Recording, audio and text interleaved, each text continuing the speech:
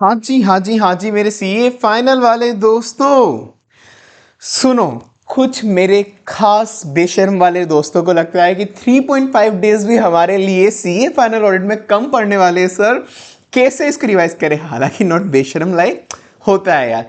वैसे जनरली ना भाई बच्चों को मिलते हैं 1.5 डेज। अब कुछ लोगों को आ रहा है सर 3.5 डेज, इसमें कैसे रिवीजन हो जाएगा? भाई तुमको 3.5 डेज मिले, समझ रहे हो? बाकी लोगों को 1.5 डेज मिलते थे, उसमें भी लोग बाग रिवाइज करते थे। अच्छा भी हुआ है, पर साथ में कंफ्यूजन भी हो रहा है बच्चों को, सर क्या करें, कैसे होगा रिवीजन।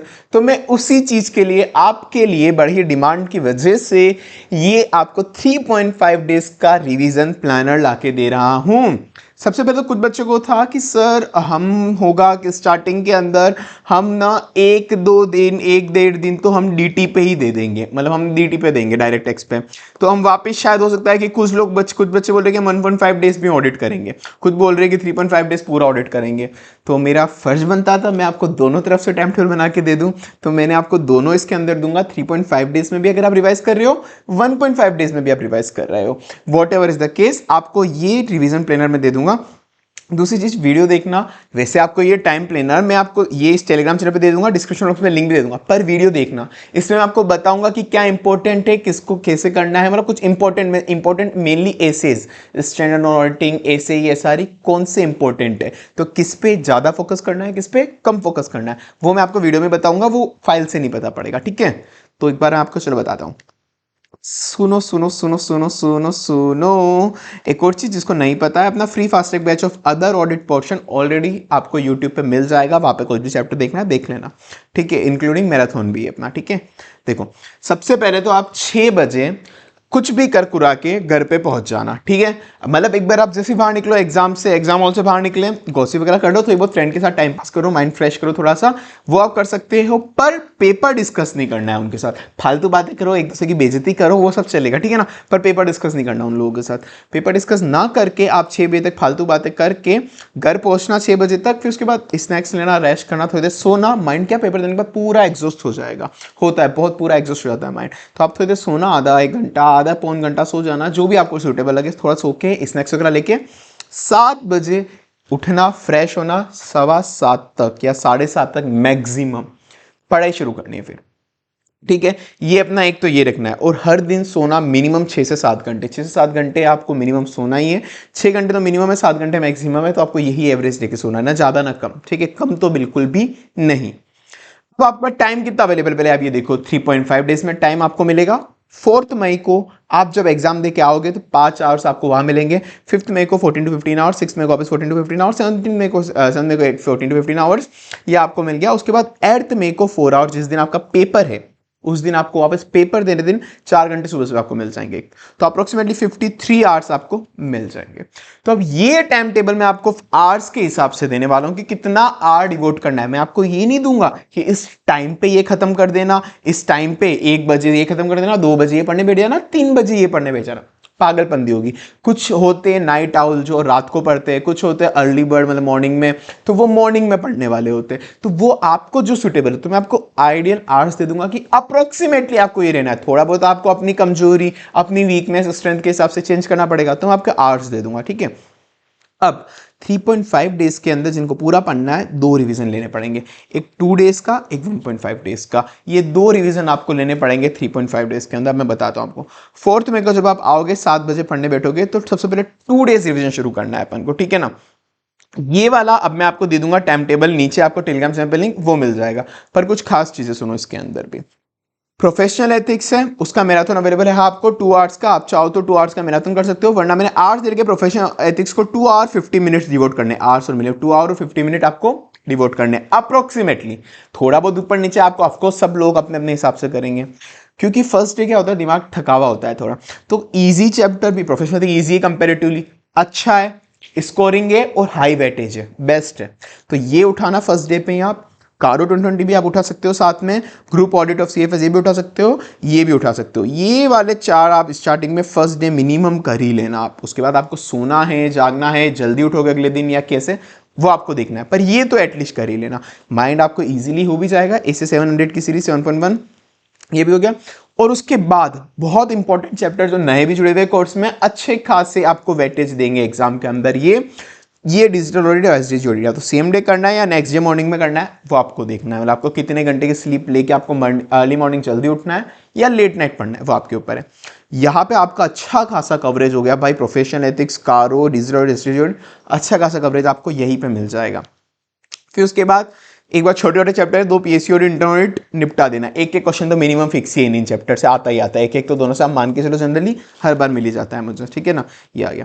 अब टूट पड़ो एसेस पे जिसका मिनिमम 50 मार्क्स का वेटेज है। एसे 700 की सीरीज आप पहले कंप्लीट कर चुके हो जो इजी भी है but scoring as well as आपको मार्क्स का वेटेज भी अच्छा है मतलब उसके अंदर। अब एसेस पे टूट पड़ो। अब एसेस में सर इंपॉर्टेंट कौन से वो अपने को ध्यान रखना है। देखो 700 की सीरीज है, अब मैंने इसके अंदर क्या जो हाईलाइट करके ना ब्लू कलर वो इंपॉर्टेंट है कंपैरेटिवली। तो ये नहीं कि बाकी छोड़ के जाना है, बाकी भी करना है ऑफ कोर्स, पर आपको टाइम जब आप उस चैप्टर को पढ़ रहे हो, जैसे चैप्टर नंबर 9 है ये चैप्टर नंबर 1 है, ये चैप्टर मैंने देखा आईसीआई के हिसाब से, ये तो सीरियल नंबर है, ये चैप्टर नंबर 1 4 का पार्ट 2 3 4 5। तो अब आपको जो चैप्टर नंबर 1 उठा के बैठे SQ1 SE220 दोनों इंपॉर्टेंट है, करने अच्छे से। अब ये उठा के बैठे हो, ये भी तीनों चारों इंपॉर्टेंट है। चैप्टर नंबर 2 उठा के बैठे हो, इसके अंदर 240 250 299 402 ये कंपैरेटिवली इंपॉर्टेंट है, बाकी वाले ऐसा नहीं कि छोड़ के जाना है, थोड़े कम इंपॉर्टेंट है। तो इसको आप कंपैरेटिवली इन वालों को कम टाइम डिवोट कर सकते हो। करना है भाई, ऐसा नहीं बिल्कुल छोड़ के जाना है, वापस बोल रहा हूं, पर इनको आप कम टाइम डिवोट करो कि हाँ आप थोड़ा जल्दी आ गया, थोड़ा फटाफट कर लिया, पर इनके साथ तो बिल्कुल भाई कॉम्प्रोमाइज नहीं करना है। समझ गए ना, टाइम मैनेज करना है अपने को उसके अंदर। सेम ऐसे ही इनको थोड़ा ज्यादा टाइम डिवोट करो, बाकी वालों को इनको कम कम टाइम डिवोट करो, क्योंकि चैप्टर आप एक साथ उठा के बैठोगे फटाफट कंप्लीट करना है। ओवरऑल ये 2 आवर 20 मिनट में हो जाना चाहिए, 1 आवर 40 मिनट में होना चाहिए, 150 ये अप्रोक्सीमेटली ये टाइम सेट हो जाना चाहिए, ठीक है। फिर ए से ही तीनों इंपॉर्टेंट है, एसआरएस एसआरई कंपेरेटिवली कम इंपॉर्टेंट है, छोड़ना नहीं है। वापस बोल रहा हूं, ये तो मैंने बताया कि कंपेरेटिवली क्या छोड़ना नहीं है, पर मैं कैसे सीक्वेंस आपको दे रहा हूं कि एटलीस्ट ऐसे ऐसे करते रहना, ठीक है। फिर ये बैंक ऑडिट एनबीएफसी उठा लेना, थोड़े बड़े चैप्टर इसलिए इनको लास्ट में रखा। और ये due diligence investigation forensic audit थोड़ा फटाफट कर लेना, कंपेरेटिवली कम इंपॉर्टेंट है। देखो सही बात तो ये, इससे क्वेश्चन आ जाता है, इन तीनों में से एक किसी चैप्टर का आ जाएगा, एक आधा क्वेश्चन, पर कम इंपॉर्टेंट है। तो इनको मिला के 1 आवर 30 मिनट में करना है। और एक ये वाला तो बिल्कुल ही आ जाए तो एमसीक्यू में आ जाता है जनरली। 4th चैप्टर जो था ना इसके, ये वाला 4th, इसका एसेज वाला पार्ट आपको पहले करना है, पर इसका जो रिस्क असेसमेंट और इंटरनल कंट्रोल वाला पार्ट है वो एनडीएन में कर लेना लास्ट के 30 मिनट के अंदर। तो 2 डेज वाला मतलब अप्रोक्सीमेटली 28.5 आवर्स खत्म आपके। और 1 घंटा और एक्स्ट्रा मैं आपका लूंगा, उसके अंदर आपको एमसीक्यू, समरी और टाइम एंड न्यूमेरिकल लिमिट जो मैंने आपको फ्री में टेलीग्राम चैनल पे दे रखी है। एमसीक्यूज जितने भी इंपॉर्टेंट आपने मार्क करे होंगे या नहीं करे, तो मैंने आपको 50-60 पेजेस की पीडीएफ है वो दे रखी है आपको मैंने टेलीग्राम चैनल पे।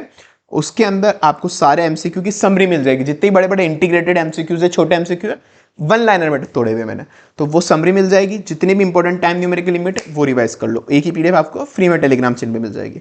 1 आवर वहां पर डिवोट करना है, तो आपका एमसीक्यू पोर्शंस भी कवर होगा। अब उतरना है अपन को शाम 6 बजे वापस 7 PM पे 1.5 डेज रिवीजन के लिए। अब ये सेम सीक्वेंस रखना है, सब कुछ सेम है, बस आर्स मैंने बदल दी कि अब कितना आर लगेगा आपको नेक्स्ट टाइम करते हो वो आर, बाकी जो मैंने सेम समझाया था सेम टू सेम करना है। लास्ट बस एग्जाम में जाने के पहले 1 घंटे पहले आपको क्या करना है, वापस जितने भी इंपॉर्टेंट एमसीक्यूज थे वो समरी में वो करना है। लास्ट और करंट अटेम्प्ट के आरटीपी एमटीपी के जो कुछ सेलेक्टेड क्वेश्चन जो आपने टिक मारे होंगे वो करने हैं। एसेज के नंबर रिवाइज कर लेना, एसेज नंबर की गलत कोट नहीं कर, क्या होगा कारो 2020 के क्लोज नंबर्स रिवाइज कर लेना। इसकी ट्रिक भी मैंने यूट्यूब चैनल पे दे रखी है, इसकी ट्रिक भी मैंने यूट्यूब चैनल पे दे रखी है कि कैसे याद करने दोनों को मैंने। प्लस अपना फ्री फास्टैग बैच तो अदर ऑडिट का अवेलेबल है ही पूरा, कोई चैप्टर नहीं आ रहा हो तो अभी देख के खत्म करो उसको, ठीक है। तो ये सब आपको मिल जाएगा, ठीक है। तो उसके बाद आपका ऑडिट कंप्लीट है। आप एग्जाम देने के जस्ट 1 घंटे पहले ये रिवाइज करके जाना, फिर बस जय माता दी बोलना और टूट पड़ना, ठीक है, ये हो जाएगा। एक छोटी मोटी चीजें बस ये ध्यान रखना कि सोना प्रॉपर्ली, पेपर का भी डिस्कस मत करना। पेपर होने के बाद कोई भी रिव्यू वीडियो भी नहीं देखनी है पेपर की। अगर आप पेपर से बाहर निकले, किसी टीचर ने अपलोड करिए रिव्यू वीडियो, मत देखो, इग्नोर करो, सारे एग्जाम्स खत्म होने के बाद देखना है, फालतू चीज दिमाग में आती है। हेडिंग और कीवर्ड एग्जाम में कंपलसरी है कि जो कीवर्ड आईसीआई का है, जो हेडिंग आईसीआई की है वो एग्जैक्ट लिखनी है, वरना मार्क्स नहीं मिलेगा, बस दिक्कत है अपने जीवन में, तो वो करना है। कारो 2020 के और प्रोफेशनल एथिक्स के क्लोजेस के मार्क्स होते हैं तो वो आपको लिखने हैं और गलत बिल्कुल नहीं लिखना है वरना सब कुछ खत्म हो जाएगा। अंडरलाइन और कीवर्ड करना है कोई भी है, जैसे मैंने यहाँ पे देखो सारे कीवर्ड को मैंने अलग कलर में नहीं लिख रखा है, अलग अलग कलर में, वैसे आपको या तो डबल अंडरलाइन करना है या गोला मार के आना है जो आपको सुटेबल हो। Working notes as per ICI वो फिलहाल न्यूमेरिकल सब्जेक्ट के लिए, सर्कल करना है फाइनल आंसर को, कई भी टेबल वगैरह बनाने में लाइनिंग करना में टाइम वेस्ट मत करना, राइटिंग के कोई मार्क्स नहीं होते, गंदी राइटिंग लिख के आओ चलेगा बट समझ में आए ऐसे लिख के आना, पर पेपर पूरा अटेम्प्ट करना, ठीक है। तो डन हो गया है अपना ये 3.5 डेज का, मैं नीचे आपको टेलीग्राम चैनल में शेयर कर दूंगा।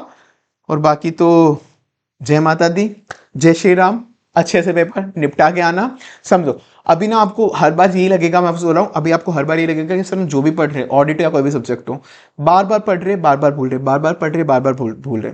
सबके साथ यही होता है, being a normal human being अपना ब्रेन ऐसा ही होता है, मतलब ऐसा नहीं कि तुमको लग रहा है कि तुम्हारे साथ हो रहा है, नहीं मैं बच्चा था, मतलब मैं स्टूडेंट था, मेरे साथ भी ऐसा ही होता था, इवन बाकी रैंकर्स भी जो भी है सबके साथ ऐसा ही होता है। आप करो, आप जब एग्जाम में बार बार, इसका कोई सॉल्यूशन नहीं है, आप जितनी बार रिवाइज करोगे फटाफट फटाफट उतना होगा, मतलब उतनी बार आपको थोड़ा कंपेरेटिवली रिकॉल होगा। और ये बैक एंड मेमोरी में होती है कुछ चीजें, जब पेपर हाथ में आता है ना तब लिखना अपने आप दिमाग में आ जाता है, वो बैक एंड से जब आपके फ्रंट एंड वाले माइंड में जाती है, तो कुछ चीजें आपके कॉन्शियस माइंड में होती है, सबकॉन्शियस माइंड में, तो वो वहां से ऑटोमेटिक रिकॉल होगी चीजें, वो उसका टेंशन मत लो। पूरी दुनिया के साथ यही होता है, बार बार पढ़ते बार बार भूलते, उस चीज का टेंशन मत लेना, आप बस करते रहो अपनी प्रैक्टिस, बस अच्छे से रिवाइज करते रहो चीजों को, ठीक है। चलो टाटा बाय बाय।